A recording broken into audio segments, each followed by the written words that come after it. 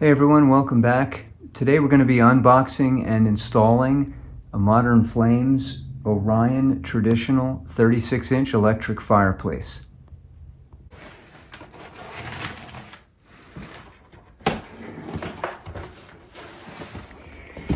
So inside you've got a pretty substantial styrofoam cover. Okay, this thing is a beast. The box says it weighs about 85 pounds. We just kind of lifted it out and set it down here. Inside the box, of course, we got the instruction manual. You have a package here of the crushed fiberglass, I guess for the bottom on the inside. There are parts in this box for if you're going to hardwire the unit, and then the last box contains the remote control. So this unit requires a dedicated 20 amp circuit just for the unit itself. Don't just think you're going to plug it in over at the plug next to your fireplace. Have an electrician install a dedicated line for you. In our case, we ran the wire down through the ash pit and then out to our circuit panel where I have a 20 amp breaker just for this box. And you do have the option to hardwire the installation in if you don't have a receptacle installed. Again, dedicated 20 amp or higher breaker, because there is a heater in the unit if you decide to use that. Otherwise, if you've installed an outlet in the back like we did, then you can just use the plug connection that comes on the back of the unit, so you don't have to mess with any of the wiring. That's all ready to go. I also got a set of trim to cover any gaps around the unit in the fireplace, because we're going to have to take off the existing trim on the fireplace unit itself and then replace it with this larger trim. So here's the trim pieces unpacked, and it's 4-inch trim top and bottom. Also, the unit with the existing trim on there is 25 inches high, and the fireplace itself, the opening is 30 inches, but you're going to want to see where in the size of the opening you actually want the display of the fire. If you want it lower, that's fine, then you just need more trim at the top. So with the 8 screws removed, you can pop off this trim and set this off to the side. The next step is to take the 2 side pieces for the trim kit and the top piece, lay them face down on a smooth or clean carpet or towel or something. And then we're going to attach the side pieces to the top piece using the screws that are provided with the trim kit. So I need to make sure that we have the unit up raised a little bit to account for the trim panel that we're going to put around the outside on the front here to block any opening that may be left behind here. And that's because this unit is slightly smaller than the opening of our fireplace. The actual fireplace opening is 36 inches across here by 30 high. And so the unit itself, while it is a 36, it's 33 plus the trim, and then the height is only 23 plus the trim. So we need to account for that. What I ended up doing was building a platform using 2x3s to match and sit against those feet. This isn't anything super fancy, but I just took 2 2x3s and screwed them together to give me basically a 3-inch height boost here. Separated these by the distance between the front and the rear feet, and then just bracketed in a brace so that this doesn't flex. And then the idea is this will sit against those feet like I just said. And on the bottom, I put some Teflon furniture sliders so that I can position and slide this in and out if I need to. So of course you can just use blocks or bricks or whatever to make the height that you need for your trim. But in case you're interested in making something like this, the back pieces are 29 long. The front pieces are 36 long. This is exactly the width of our fireplace opening. And that's why I just came across a little wider here, but you don't need to do that necessarily. So now I'll just stand the unit up on top of the platform I built, and then we'll get it in place. Okay, we got the unit up on the platform and I adjusted the feet, popped a level on top. Just make sure it's roughly level. Your hearth may be tipped forward a little bit like ours is. So for front to back leveling, I'm going to wait until we get it slid back inside the fireplace itself. We'll test to make sure that the 4-inch trim fits around the outside and gives us enough coverage here on the bottom, which it does. This is almost perfect. And then also enough height that it'll block any gap at the top. We're going to attach the trim now with the screws that we used for the trim that came with the unit. Okay, now we've got the trim piece attached. There's 2 screws on each of the sides, 3 screws on the bottom, 1 in the middle and 2 on the ends, and the 8th screw on the top coming in. This is easiest to do with the unit laying on its back like this on a towel. Now we're going to stand it upright and put it back on the stand. All right, so now we have the unit up and back onto the platform. I've checked to make sure it's level. You get the feet, you can adjust them here underneath, as you can see. Plugged it in, and now we're going to slide it back into place.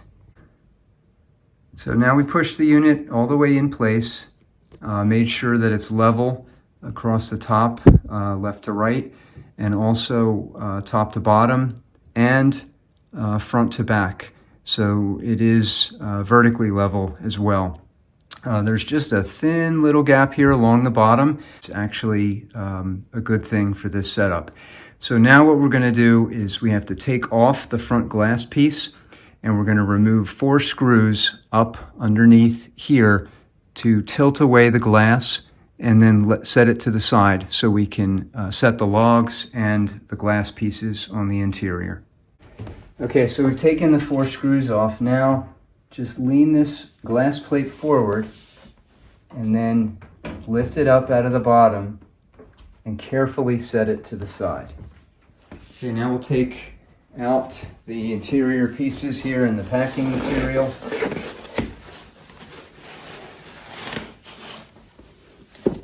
Looks like these are going to be those logs that we're going to set out.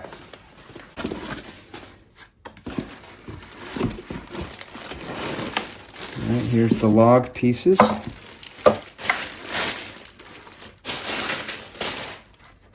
And here's the connector plug that we're going to attach in the back. So we're going to put the driftwood or the log pieces in now. The manual's not clear about this. There are actually 2 receptacles in here. So obviously this will only fit in one of them, and you just have to make sure that you get it in the correct one. In this case here, it will plug in to the left side. Just push it down and make sure that it's fully seated like that, and then you can put the logs in place in the front. Okay, now we add the crushed glass around the log, I guess however you want. These are just going to kind of randomly go around here. However you want to do this is probably everyone's going to be a little different. So I'm just going to spread this around. I'll come back when it's done. All right, so we got all of the glass beads in place around the log. I just want to note that this will make a little bit of a mess if you're not careful, and especially here, watch out for this channel where the front glass is going to sit. So tip here, when you're putting the glass in, just stick the instruction manual up in that channel. It'll catch most of the glass pieces, and then also maybe a pair of tweezers to help you pick up any loose ones. And then you can rearrange this stuff later however you want. Now we'll reinstall the glass front, sliding it back into that channel and then tipping it back and reattaching the 4 screws along the top. Okay, so now we turned on the breaker, so there's power to the unit, and turn it on. It says it takes about 20 to 30 seconds to fully boot up the first time. Okay, so we'll unbox the remote control and add the battery. Looks like it's a standard CR2032 coin cell. To install the battery, flip the remote over. On the back you'll see this image of the paper clip with a small hole. Just insert the paper clip in here, push gently. That's going to separate the front of the remote, and you'll see inside the slot to insert the battery. Okay, open up that coin cell battery and then slip that underneath with the positive side up. Reverse and put the cover back on to the remote like that, and it should just kind of seat nice and flat. On top here it says, first power up, it's going to take 30 seconds for flame to appear, and this is normal, don't touch any buttons. So it's just a magnetic attachment for the front face of the remote. The remote has a substantial feel, not too heavy, but pretty solid, comfortable in the hand. When you slip in the front face, just make sure you accommodate this here at the front first. So slide it in this way and then flat down. Now to pair the remote control, it says with the fireplace on, we're going to put that on, and then we're going to press and hold the power button on the fireplace for 5 seconds until we hear a beep on the fireplace. P1 will be shown on the display. So I'm holding that for 5 seconds. Okay, P1 is shown on the display. Within 5 seconds, repeatedly press the power button on the remote until the fireplace beeps again, which it did. The pairing has to be completed within 5 seconds or it times out. So now the remote should be paired, and we can try to turn it off from here. Perfect, so that part works. Here's the unit running with some basic settings. I haven't messed with too much yet here on the remote, but you can change everything, lighting, colors, speed of the flames, and everything. And as you can see, there's a fair amount of glare here during the daytime, but what I'm going to do is put a screen, a fireplace screen in front of this just to see what that does for the way it looks. So we're going to put this screen in front. It has these legs on the back side for stability, and this actually worked out quite well for us to leave that very subtle gap along the bottom, because now we can slide that screen up underneath and it can be flush against the trim. And here's the finished product with the screen in front. I do notice that the screen prevents you from using the remote, so we may or may not keep the screen there, but while the fireplace is operating like this, it really makes it look that much more realistic because it cuts down on the glare. I'll also mention there's tons of different settings on the remote, flame colors, ember colors, top lighting, bottom lighting. The flame speed can be changed, the sounds can be changed, and even heat output if you desire. This is just one of the initial settings. I haven't messed around with it too much. So here's another view. We have the shades drawn so that you can see maybe what it looks like in a darker room. Again, the screen is in front of it. No heat setting on right now. This is just for the visual.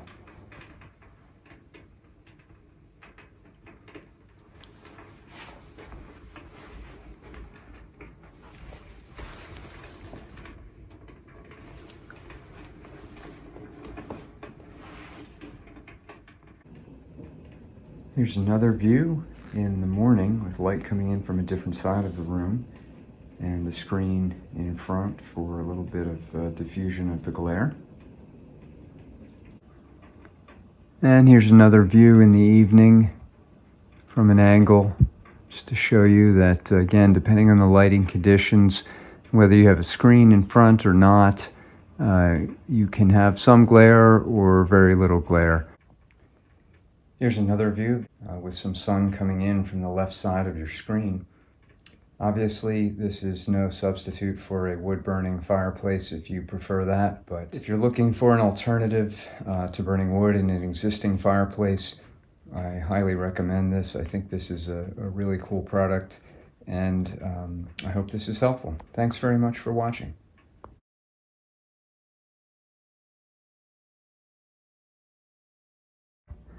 I'll just do a simple walkthrough of the Modern Flames app for your phone to show some of the features of the fireplace.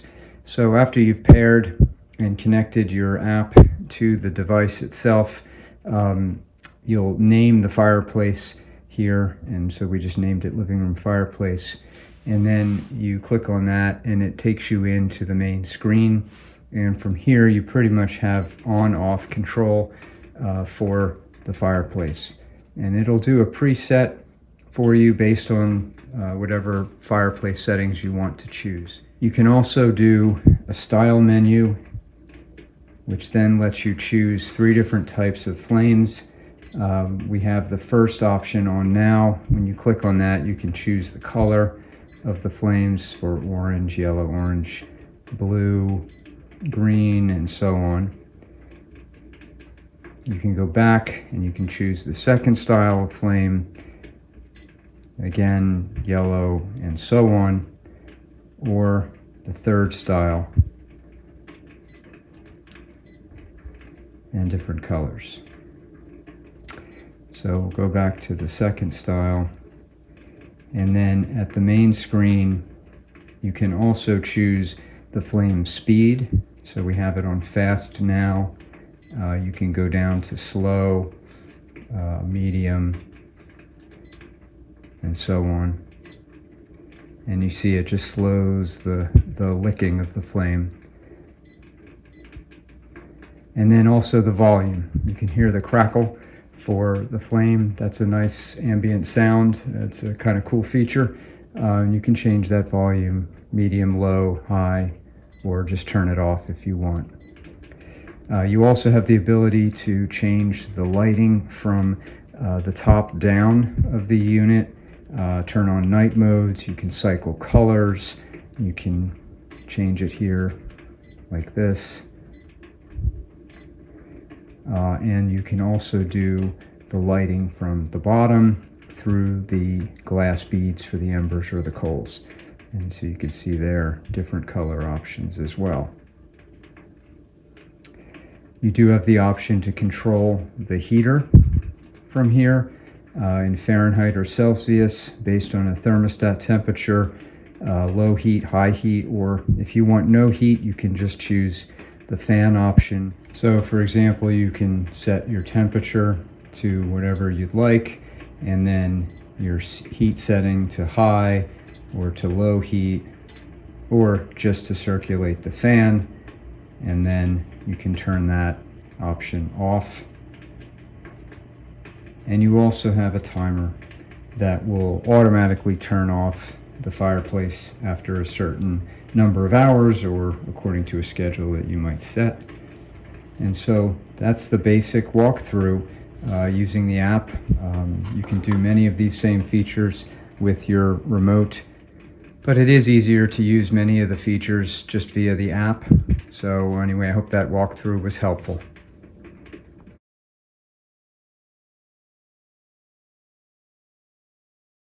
What I'm going to do is put some duct sealant or putty around the damper up underneath the top here in the firebox, and that's mostly just to keep the airflow down through the flue from coming back in to the room.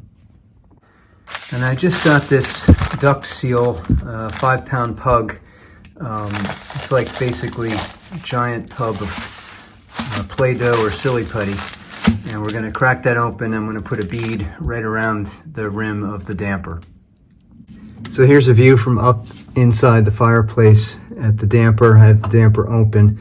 I'm I'm just going to put a bead of that putty around the periphery here, and then close the damper on top of that. It's not going to be a perfect seal, but it's going to keep out some of the airflow and hopefully some of the moisture. So I'm just taking a bead and I'm just going to press it right in here on the edge, and then work my way around on all sides, if I can get it to not stick to my fingers. All right, here's the view of the damper now that I've got all the putty around the edges. This was a lot harder than it looks. Obviously, totally optional. I just wanted to seal it off. We do have a cap at the top of the flue. And I also put some putty around the ash pit cover. Again, just to minimize extra airflow.